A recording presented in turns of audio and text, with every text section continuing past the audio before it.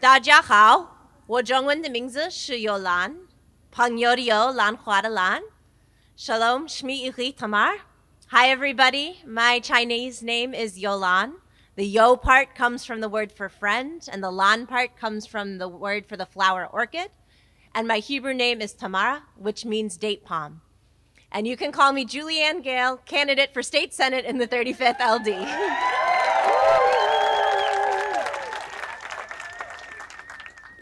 I come to you today with all my life experience. I come to you as a former public school teacher, as a former union construction worker.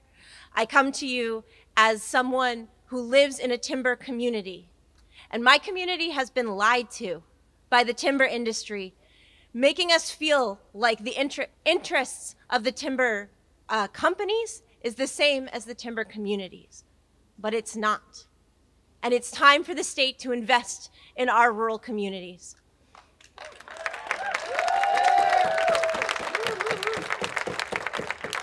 I come to you also as the manager of a tribal youth program.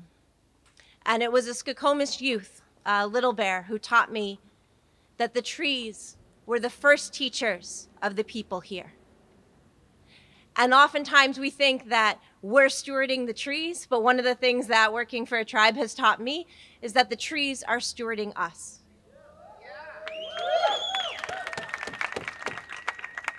Our forests are responsible for our local water cycles. They're responsible for protecting us from flooding, from fire, from landslides, from heat waves. They're responsible for healthy ecosystems for our shellfish, for all the things that make all of us who live in rural Washington love where we live and choose to live there every day. One of the things I want to say about rural people is that we have each other's backs and we know how to get things done even if there's not support from the outside. And we know how to work together across lines of difference, because it doesn't matter if you have different political views from your neighbor, you still need help shoveling your driveway from snow. You still need help to have someone watch your chickens when you go out of town. And I think there's a lot of strengths that we as rural people can bring to the climate movement. And at the same time, the forests and the natural resources in our community are necessary for all of our well-being. So when rural Washington thrives, we are all going to thrive. In fact, the whole world. I'm just going to give you one example. Our local forests here in Western Washington, in their natural, intact, healthy, biodiverse, old-growth states, sequester more carbon per acre than the Amazon rainforest.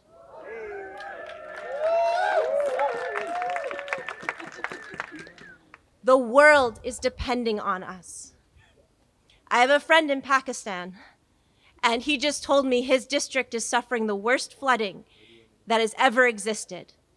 30 million people, his neighbors, are now homeless because of the flooding. What is 30 million? We have only 7.7 million people here in Washington. 30 million is as if all of Washington, all of Oregon, all of Idaho, all of Montana, even more than that, all of us were homeless at once. This is what we are facing. When I look in the face of the children I work with every single day, I want to be able to tell them that we did everything we could to ensure a good future for them.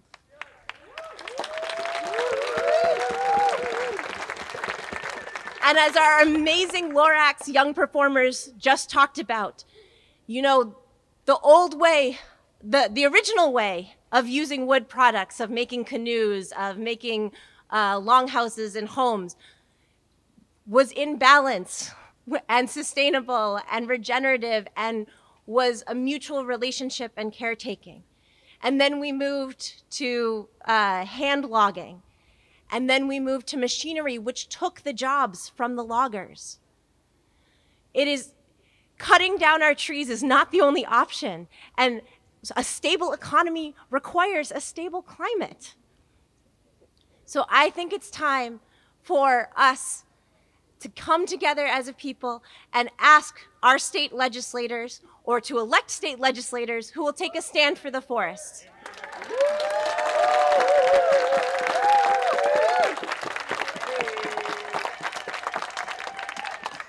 invest in rural communities, making sure that our young people have local opportunities to caretake the forests, who will make sure that our elders can stay in their homes, who will make sure that we have clean water and clean air and healthy ecosystems for many generations to come.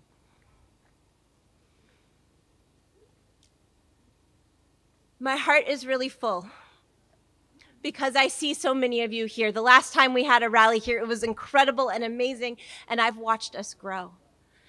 And I've also seen how elected officials like our county commissioners have stepped up. And I think the best legislation happens when there's strong grassroots support for it, because it takes all of us. And I know what it's like to have a legislator who listens to the people.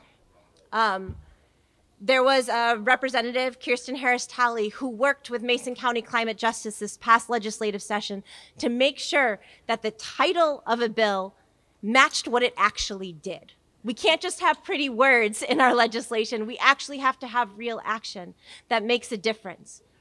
And so what I can promise you is, as a future state senator, I will listen to the people, I will listen to the forests, I will listen to the soil, I will listen to the waters, and make sure that all of our voices are heard, that we work together to support rural workers, that we work together to support our young people, that we work together to listen to the wisdom of our elders and the First Nations that were here and have been here for millennia.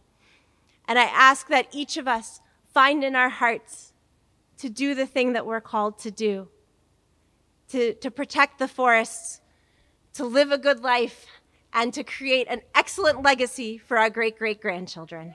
Thank you.